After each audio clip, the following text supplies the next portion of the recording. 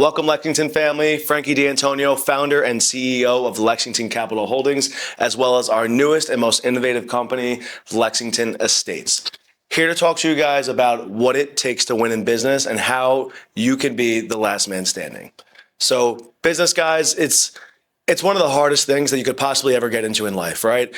Everybody thinks that it's just the most granular thing of all time, that we make all this money, we don't have any headaches, we take the most time off, and I'm here to tell you that that's the complete opposite and the most false thing that I've ever heard in my life. And to be quite honest with you, most business owners, they work the most hours, they pay themselves last, they're the last people to go to any family events, they miss holidays sometimes, they miss family time.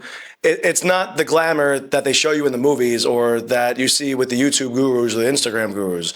It's actually a very long, drawn out, and hard process in order to make it to the tippy top of the business world. For instance, myself, for the first 4 years of my business, I've worked over 100 hours a week. I'm still currently doing it, 100 hours a week, every single week.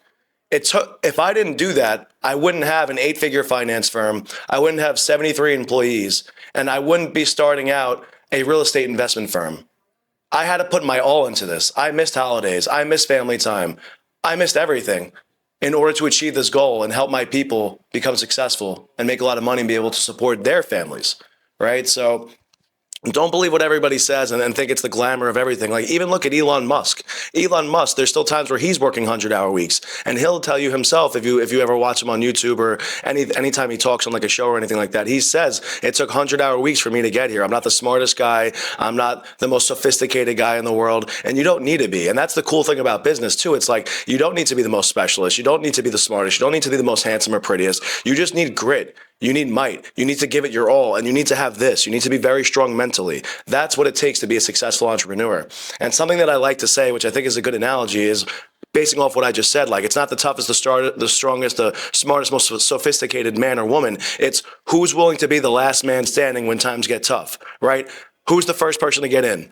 Who's the last person to leave every single day? That's the person that's going to win inside of business. And when you do these things, your people, they galvanize behind you. They see George Washington first at practice, last to leave. They saw Michael Jordan do it. They saw Kobe do it. People see me do it every single day. So now they feel like they need to work harder for Frankie and for the company, because if the owner, the guy who's supposed to be having all this glamour and work 20 hours a week and make millions of dollars a year, is sitting here coming in at 6 a.m. and leaving at 2 o'clock in the morning, that's like, I got to at least put in as much time as I got to at least put in as much effort as possible in the little time that I'm here.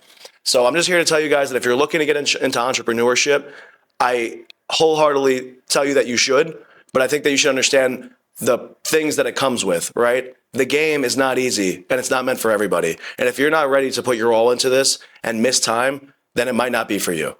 And that's what it takes to be a successful entrepreneur.